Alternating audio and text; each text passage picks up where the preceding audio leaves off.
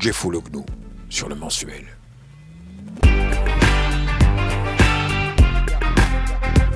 Alors ça vient d'Eric, Fratigiani. C'est lui, un jour, à force de le regarder quand on jouait le clan, la pièce et tout, et même après quand on répétait pour jouer le film, il m'a sorti d'un coup les expressions que j'avais à être ébahi de ce qu'il faisait comme connerie en tant que belette, mais on dirait un gnou.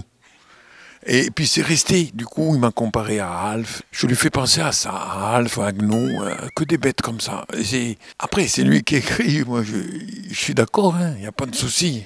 C'est pas grave, Gnou ou pas, on est là. C'est le plus important, c'est d'être là, jouer, être avec le public, c'est magnifique ça. Avant, j'étais gros. 212 kilos. Quand tu fais 212 kilos et que tu vas aux toilettes, tu chies des teckels. Alors, ils ont décidé qu'il fallait que je fasse plus d'activité physique. Mais allez, trouvez-vous un club de sumo à Porto Vecchio. Je viens d'une compagnie de théâtre que je gère et à laquelle on faisait beaucoup de classiques, un peu de contemporain, ça va du Molière au Ionesco, en passant par Shakespeare et plein d'autres contemporains. Mais toujours en troupe, soit je dirigeais, soit je mettais en scène, soit je jouais dedans, mais jamais, ou le clan, la plus récente c'est le clan avec l'équipe d'Eric, mais jamais seul, mais même seul, c'est vrai que quand on était en coulisses du clan, je disais, Eric, ça serait bien qu'un jour on parle, tu m'écrives mon one-man, comme j'avais extrêmement maigri, mais là je dévoile un peu le spectacle. Donc, pendant le clan, et on s'est dit, tiens, il y a un truc à faire là-dessus. Il m'a dit, ouais, mais Jeff, là, c'est vrai que l'urgence, elle n'est pas là, il faut qu'on... Mais un jour, on se posera, si on trouve une production qui s'intéresse à ça, pourquoi pas. Et du coup, c'est arrivé. Et puis, voilà, on est là. Et j'avais tellement faim que j'en avais des hallucinations. Un jour, la prof de maths, sa tête, c'était une escalope forestière.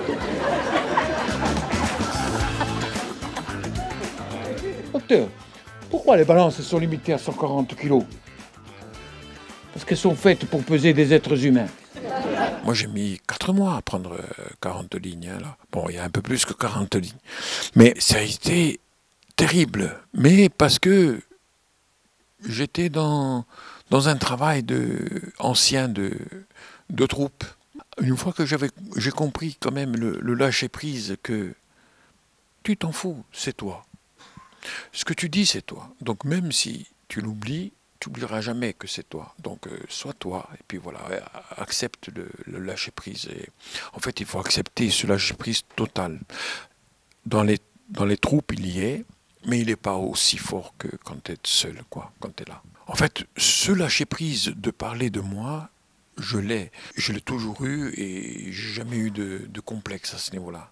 Moi, c'était le lâcher-prise de me faire confiance, ça oui. De lâcher prise complètement et de se dire, mais oui, tranquille, c'est toi, ça oui. Et donc, plus on lâche prise et plus on contrôle en fait, plus on est sûr de soi. C'est ça, moi, que j'ai dû travailler surtout, c'est ça. Pas le fait de me divulguer, moi je m'en fous, j'ai toujours dit ce que je pensais sur quoi que ce soit, sur moi, sur les autres. Non, j'ai aucune retenue à ce niveau-là. Je suis cash. C'est un vrai Gnou. Quand il te regarde dans les yeux et qui veut tout bouffer, c'est tout. Il n'y a pas d'autre solution. Maman, ça y est, je sais ce que je veux faire. Je veux être comédien. Comédien, hein?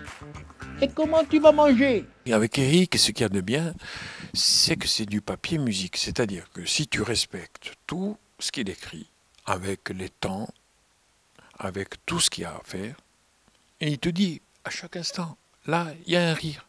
Attends, il y a un rire. Moi, au début, j'enchaînais le texte pour dire, tu vois, je le sais. Non, on s'en fout que tu le sais. Attends, il y aura un rire. Et en fait, on s'aperçoit que, il y a plein de rires, mais tout est millimétré. Tout. À ce niveau-là, quand c'est bien écrit, après, il faut s'entraîner et suivre. Hein. On se demande, on a toujours l'appréhension de se dire, est-ce qu'ils rigoleront avec la même force, avec la même intensité, aux mêmes endroits, pendant autant de temps. Alors, Et c'est jamais pareil. Mais, en fait, on s'aperçoit que c'est pas parce qu'ils rigolent pas pareil qu'ils n'apprécient pas autant. En fait, après, à la fin, je retrouve toujours des personnes, soit ils ont ri aux éclats, soit ils ont souri, mais des fois, des personnes, leur décrocher un sourire, comme disent souvent leurs amis et parents, lui, qui a décroché un sourire, c'est comme s'il avait rigolé pendant 10 ans.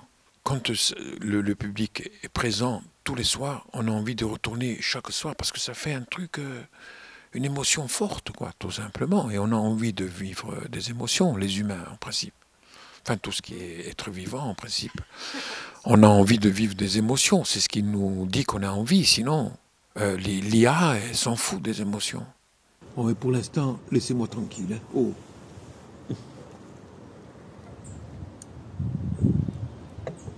J'ai une grosse préparation physique. Hein. Oh.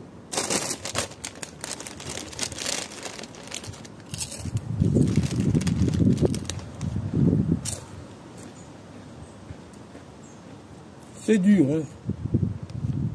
Mes parents, ils étaient d'origine calabraise. Ils ont émigré en Corse. Moi, je suis né en Corse. J'ai grandi là-bas. Je vais vous dire, moi, la Calabre, je crois que j'ai été une fois et demie.